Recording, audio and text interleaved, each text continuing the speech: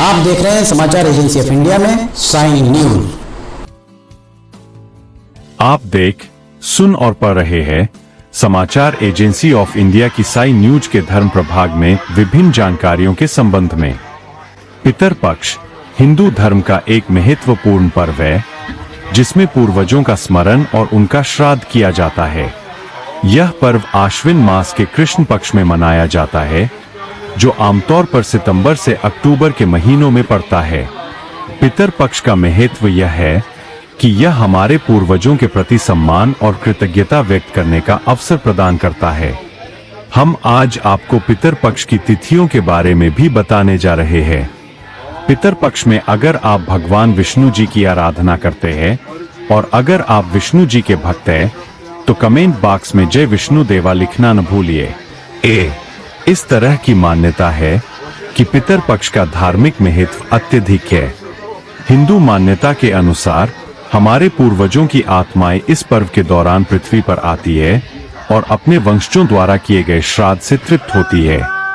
श्राद्ध करने से पूर्वजों की आत्माओं को शांति मिलती है और उन्हें मुक्ति प्राप्त होती है। इसके अलावा पितरपक्ष में श्राद्ध करने से वंशजों के जीवन में सुख समृद्धि आती है और उन्हें अनेक लाभ प्राप्त होते हैं। पितरपक्ष के दौरान हिंदू लोग कई धार्मिक कार्य करते हैं जिनमें शामिल बहुत सारी बातें शामिल है।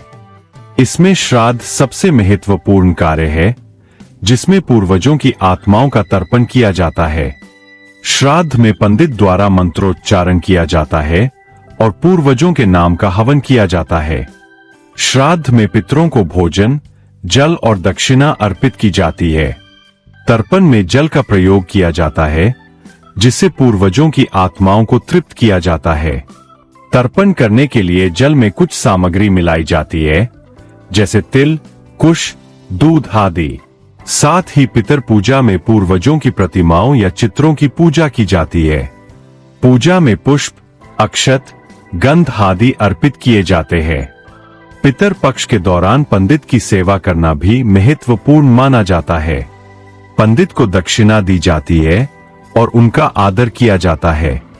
पितर पक्ष में दान करना भी पुण्य का कार्य माना जाता है। अन्न, वस्त्र, धन आदि का दान किया जा सकता है। पितर पक्ष के दौरान जिन बातों का ध्यान रखा जाना चाहिए उनमें प्रमुख है, पितर पक्ष के दौरान शोक नहीं मनाना चाहिए। इस समय मांसाहारी भोजन नहीं करना चाहिए। पूर्वजों के नाम का हवन करना चाहिए। पंडित की सेवा करना चाहिए। दान करना चाहिए। पितर पक्ष के दौरान अपने पूर्वजों के बारे में सोचना चाहिए और उनके प्रति सम्मान और कृतज्ञता व्यक्त करनी चाहिए। पितर पक्ष का सामाजिक महत्व भी अत्यधिक है। यह पर्व परिवार के सदस्यों को एक साथ लाता है और उन्हें अपने पूर्वजों के बारे में बात करने का अवसर प्रदान करता है। पितर पक्ष के दौरान परिवार के सदस्य एक दूसरे के साथ समय बिताते हैं और अपने पूर्वजों के संस्कारों को याद करते हैं। पितर पक्ष हिंदू धर्म का एक महत्वपूर्ण पर्व है जिसमें पूर्वजों का स्मरण और श्राद्ध किया जाता है। यह पर्व हमारे पूर्वजों के प्रति सम्मान और कृतज्ञता व्यक्त करने का अवसर प्रदान करता है। पितर पक्ष में किए जाने वाले धार्मिक कार्यों से पूर्वजों की आत्माओं को शांति मिलती है और उन्हें मुक्ति प्राप्त होती है। इसके अलावा पितर पक्ष में श्राद्ध करने से वंशजों के जीवन में सुख समृद्धि आती है और उन्हें अनेक लाभ प्राप्त होते हैं। पितर पक्ष का सामाजिक महत्व भी अत्यधिक है क्योंकि यह पर्व परिवार के सदस्यों को एक साथ लाता है और उन्हें अपने पूर्वजों के बारे में बात करने का अवसर प्रदान करता है। आइए अब जानते हैं पितर पक्ष की तिथियों के संबंध में। पितर पक्ष बुधवार 18 सितंबर से आरंभ हो रहा है। 18 सितंबर 2024 को प्रतिपदा श्राद्ध रहेगा। अश्विन माह कृष्ण पक्ष की प्रतिपदा तिथि 18 सितंबर को सुबह 8:04 से लेकर 19 सितंबर सुबह 4:19 तक रहेगी। बृहस्पतिवार 19 सितंबर 2024 को द्वितीया श्राद्ध होगा। अश्विन माह की कृष्ण पक्ष द्वितीया तिथि 19 सितंबर को सुबह 4:19 से लेकर 20 सितंबर को प्रातःकाल 12:39 तक रहेगी। शुक्रवार 20 सितंबर 2024 को तृतीया श्राद्ध होगा। अश्विन माह कृष्ण पक्ष की तृतीया तिथि 20 सितंबर को सुबह 12:39 से लेकर रात 9:15 तक रहेगी। इसके बाद शनिवार 21 सितंबर 2024 को चतुर्थी श्राद्ध रहेगा। अश्विन माह कृष्ण पक्ष की चतुर्थी तिथि 20 सितंबर को रात 9:15 से लेकर 21 सितंबर को सायं 6:13 तक रहेगी।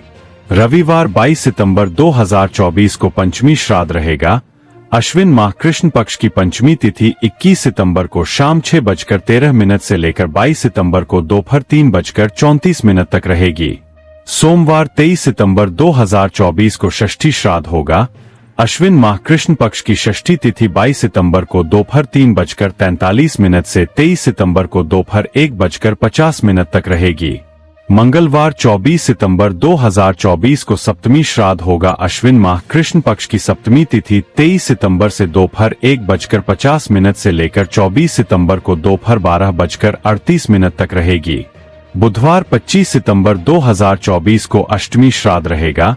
अश्विन माह कृष्ण पक्ष की अष्टमी तिथि 24 सितंबर को दोपहर 12:38 से 25 सितंबर को दोपहर 12:10 तक रहेगी। बृहस्पतिवार 26 सितंबर 2024 को नवमी श्राद्ध रहेगा।